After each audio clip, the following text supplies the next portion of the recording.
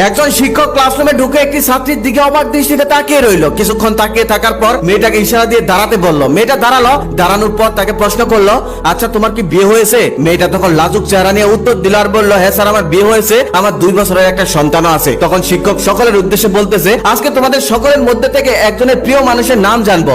তখন শিক্ষক সেই মেয়েটাকে ডাক দিয়ে তার হাতে একটি চক আর ডাস্টার দিয়ে বলল, আজকে তুমি শিক্ষক, যাও ভোটে চলে যাও। মেয়েটি ভোটের সামনে চলে গেল। তারপর শিক্ষক তাকে বলতেছে, এখানে তুমি 10 জন প্রিয় মানুষের নাম লেখো। মেয়েটি 10 জন প্রিয় মানুষের নাম লিখলো। তারপর বললো, এখানে 10 জন প্রিয় মানুষের পরিচয় লিখো। মেয়েটি সেই 10 জন মানুষের পরিচয় লিখলো। প্রথম জন ছিল মা, দ্বিতীয় জন ছিল বাবা, তৃতীয় জন ছিল ভাই, চতুর্থ জন ছিল স্বামী, পঞ্চম নাম্বারে ছিল তার সন্তানের নাম। বাকি 5 জনের মধ্যে 3 জন হলো তার বন্ধু আর 2 জন হলো প্রতিবেশী। তখন শিক্ষক তাকে বললো, এখান থেকে 5টি নাম তুমি কেটে ফেলো। তারপর মেয়েটি একটু ভেবে 5টি নাম কেটে ফেললো। তারপর শিক্ষক আবার বললো, এখান থেকে তুমি আরো 2টি নাম কেটে ফেলো। মেয়েটি এখন একটু ভাবনায় পড়ে গেল। ভাবতে ভাবতে আরো 2টি নাম কেটে ফেললো। তখন শিক্ষক আবার বললো, এখান থেকে তুমি আরো একটি নাম কেটে ফেলো। এবার মেয়েটি ভাবনায় পড়ে গেল। মেয়েটির চোখে জল এসে গেল।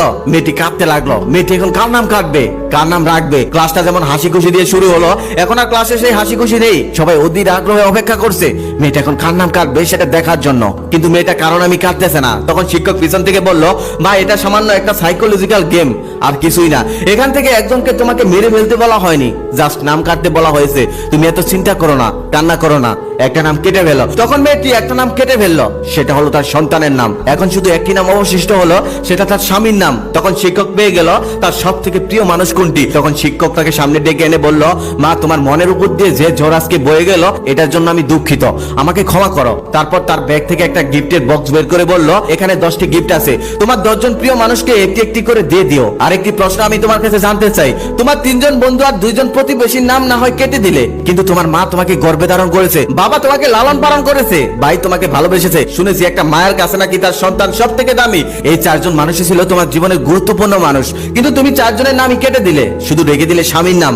এটা কেন জানতে পারি? তখন মেয়েটা বলতে লাগলো, আমার 3 জন বন্ধু আর 2 জন প্রতিবেশীর নাম আমি প্রথমেই কেটে দিলাম, কারণ আমার স্বামী আছে, সন্তান আছে, তারাই আমার সব থেকে ভালো বন্ধু। তারপর যখন আপনি আরো 2 জনের নাম কাটতে বললেন, তখন আমি একটু চিন্তায় পড়ে গেলাম। তারপর ভেবে দেখলাম বাবা মা তো আর সারা জীবন বাঁচে না, তাই বাবা মায়ের নাম কেটে দিলাম। তারপর যখন আপনি আরো একজনের নাম কাটতে বললেন, তখন আমি আরো চিন্তায় পড়ে গেলাম, বাবা মা না থাকলে ভাই হয়তো একটু খোঁজ নিত। তারপর আমি কিছুক্ষণ ভেবে সেই ভাইয়ের নামও কেটে দিলাম। কিন্তু তারপর যখন আপনি আরো একজনের নাম কাটতে বললেন, তখন আমি আর কারণ আমি কাটতে পারছিলাম না, কারণ আমার স্বামী সন্তানই তো সব। তারপর আমি এক সময় ভাবলাম, আমার সন্তান হয়তো বড় হয়ে বিয়ে করবে, বিয়ে করার পর হয়তো আমাকে ভুলে যেতেও পারে, এমনটা হয় আমাদের সমাজে। কিন্তু আমার স্বামী, সে তো আমাকে কখনো ভুলে যাবে না, সে তো আমাকে কখনো ছেড়ে যাবে না, সে তো আমার পৃথিবীর সব থেকে ভালো বন্ধু। সে সুখে দুঃখে সবসময় আমার পাশে থাকে, এমনকি আল্লাহ চাইলে মৃত্যুর পর জান্নাতেও সে আমার সাথে থাকবে।